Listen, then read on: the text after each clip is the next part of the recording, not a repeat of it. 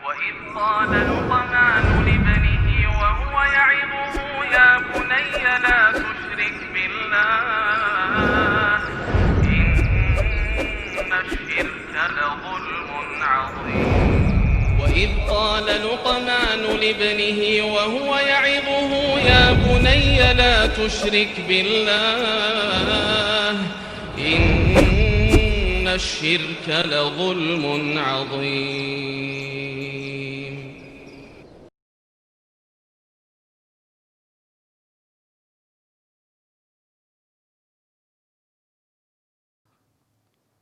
Assalamualaikum warahmatullahi wabarakatuh. Innal hamdalillah nahmaduhu wa nasta'inuhu wa nastaghfiruh wa na'udzu billahi min syururi anfusina wa sayyiati a'malina. May yahdihillahu fahuwal muhtad wa may yudlil falan tajida lahu waliyyan mursyida. Asyhadu an la ilaha illallah wahdahu la syarika lah wa asyhadu anna Muhammadan 'abduhu wa rasuluh alladzi la nabiyya ba'dah. Wa qala Allah subhanahu wa ta'ala ya ayyuhalladzina amanu taqullaha haqqa tuqatih wa la tamutunna illa wa antum muslimun.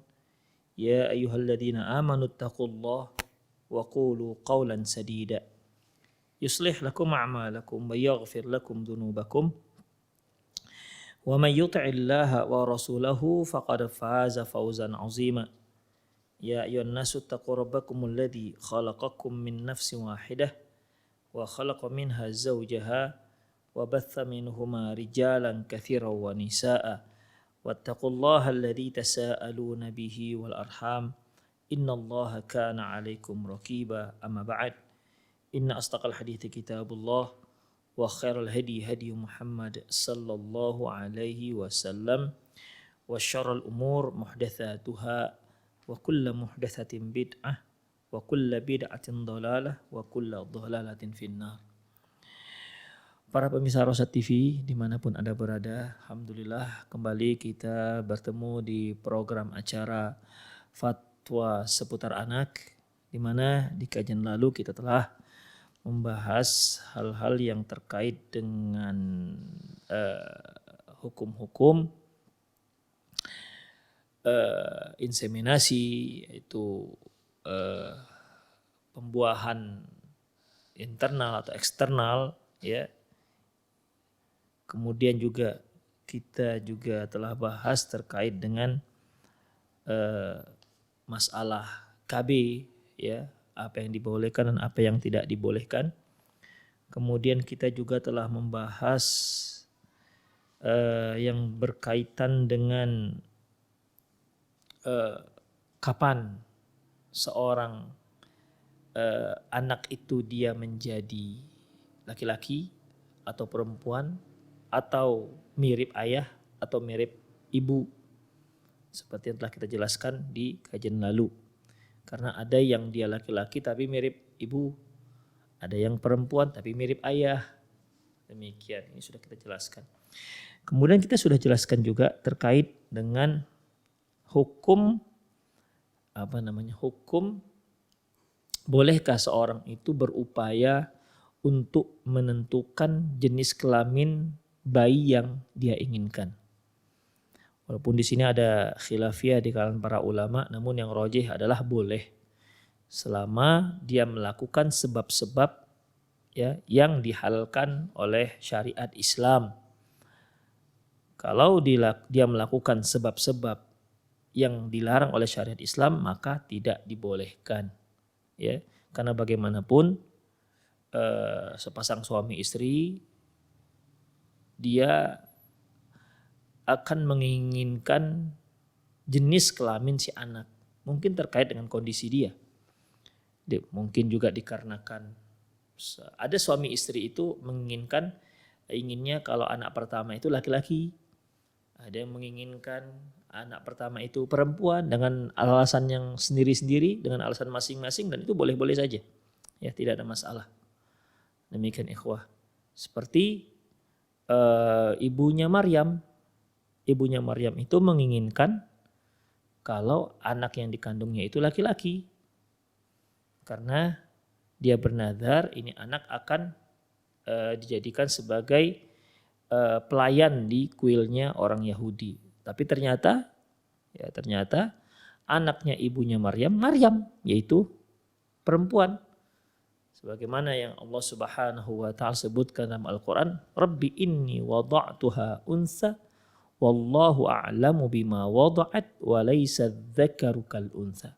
Ya Allah, ternyata yang aku lahirkan itu adalah perempuan dan Allah lebih tahu dengan apa yang dia lahirkan. Wa laysa dzakaru kal unsa. Tidaklah sama laki-laki dengan perempuan. Wa inni samaituha Maryam, dan aku namakan dia Maryam. Demikian. Jadi pada hakikatnya ibunya itu menginginkan anak laki-laki. Tapi qadarullah ternyata yang lahir adalah perempuan. Demikian. Jadi kalau kita memiliki keinginan, ya nggak ada masalah. Bagaimana kalau kita punya keinginan dan keinginan kita itu dengan ditambah dengan melakukan sebab-sebab. Mungkin dia konsultasi dengan ahli gizi, konsultasi dengan ahli anak, ya.